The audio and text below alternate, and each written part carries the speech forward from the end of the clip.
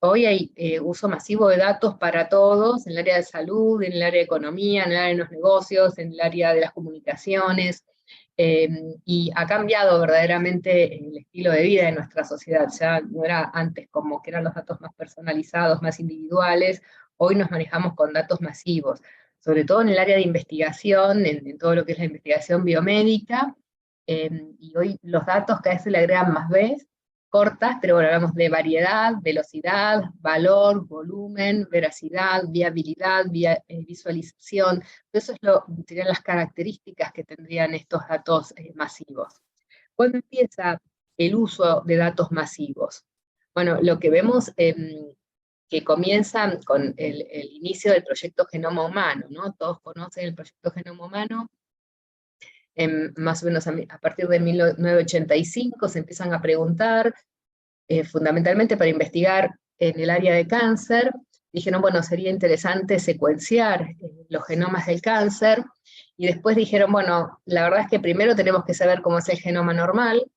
Entonces decidieron hacer el inicio del proyecto Genoma Humano, de conocer bien cómo está organizado y qué significa nuestro genoma, y también el de otras especies, otros seres vivos. Entonces en el 90 arranca el proyecto Genoma Humano, que está financiado por el Instituto Nacional de Salud de Estados Unidos y por el DOE, por el Departamento de Energía, y esto es debido a que una de las primeras áreas de investigación en genoma fue todo lo secundario a las radiaciones ionizantes, sobre todo lo que ocurrió con la bomba atómica, ¿no? Entonces, ver cómo las radiaciones afectan nuestro genoma. De hecho, en 1996 se reúne un grupo de científicos que trabajaban en el proyecto Genoma, y ahí surgen los principios de Bermudas, en los cuales los principios implican la necesidad de liberar lo más rápido posible la información obtenida en la secuenciación, que toda la información que surja de la secuenciación del genoma humano tiene que ser de dominio público y estar disponible gratuitamente. El proyecto Genoma Humano es el primer proyecto a nivel internacional que destina parte de su presupuesto en evaluar estas implicancias, en analizar estas implicancias que van más allá de lo científico duro, ¿no? Que es lo ético, lo legal y lo social, cómo va a impactar. Entonces, ciclo de vida del dato. ¿Qué es lo que nos importa en realidad a nosotros desde el punto de vista ético? Porque desde un punto de vista científico y médico podríamos llegar a decir que estamos hoy en día viviendo en una era en donde tenemos todo, ¿no? En la mano podemos hacer secuenciación, podemos tener acceso a una historia clínica, podemos saber la historia familiar de los pacientes, podemos conectar, cosa que antes no podíamos y de una forma muy rápida. Pero ¿qué sucede? Cada paciente o cada persona en realidad no solo está conectado con su nombre, con su ID, ¿no? Con su DNI o el origen, digamos, del documento que tenga en cada país, sino que también hoy en día está relacionado con sus datos biométricos y sus datos genómicos. Sabiendo en sí que un resultado genómico puede llegar a ser parte también de una historia clínica electrónica, o mismo un resultado que se haya hecho por cualquier otro test que no tenga que ver con algo médico, estamos hablando de que hoy en día esos datos genómicos que nosotros utilizaríamos para la clínica están correlacionando a una persona con un dato. Y si bien nosotros podemos interpretarlo de un tipo de forma biológica, ese dato sigue siendo un dato con mucho valor.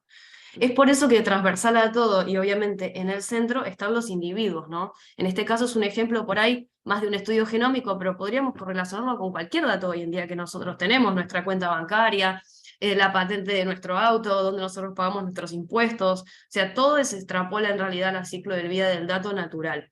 Para nosotros hay distintos niveles de complejidad en los estudios genómicos, podemos estudiar un solo gen, hasta podemos encontrar una variante puntual en un solo gen, hasta hacer un exoma directamente en donde vemos los más de 20.000 genes accionables que existen, hasta un genoma, que hoy en día es una posibilidad, todavía no de rutina clínica, por lo menos para nuestra región, pero eso ya sería también volumen de datos, de información, y cuando nosotros decimos volumen nos referimos también al dato en sí como capacidad, ¿no? Como de tamaño, ¿no? Es tanto el volumen de información que se generan de esos estudios genómicos de exoma, de genoma, y la correlación de esos datos con la información clínica del paciente, con el contexto, con la información familiar, con cada uno de los registros, desde una ancestría presumida, ni hablar si aparte podemos hacer, digamos, estudios de ancestría, decimos que la unión entre esos dos datos, el dato genómico per se y los datos, ¿no?,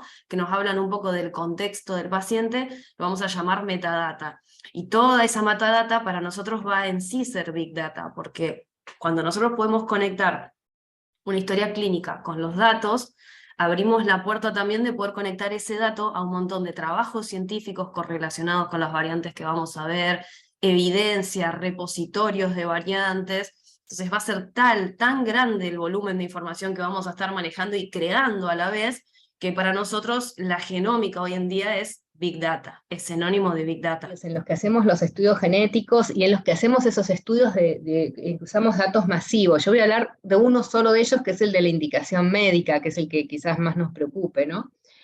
Porque la asistencia médica va a estar centrada en el paciente, en sus familias, en el bienestar del paciente y de la familia. O sea, acá no me voy a interesar en lo que es investigación o en los datos publicados generales, sino en esa persona individual que nos viene a consultar, ¿no? Entonces, ahí las consultas, bueno, uno tiene distintas etapas, primero la valoración, la evaluación de toda la información que tiene, tratar de establecer un diagnóstico lo más certero posible, poder comunicar ese diagnóstico de manera como ponemos, según la capacidad de entendimiento de cada paciente, o sea, cada familia va a tener una manera distinta de entender las condiciones de salud y enfermedad, y hay que adecuarse a las necesidades que tiene cada familia, y una vez que uno pueda confirmar todo esto, viene toda la etapa después de sostén, para que ayudar a la familia a hacer frente a este diagnóstico y poder colaborar con ellos en lo que es el tratamiento, y el seguimiento, ¿no? O sea, mantener este lazo permanente con la familia.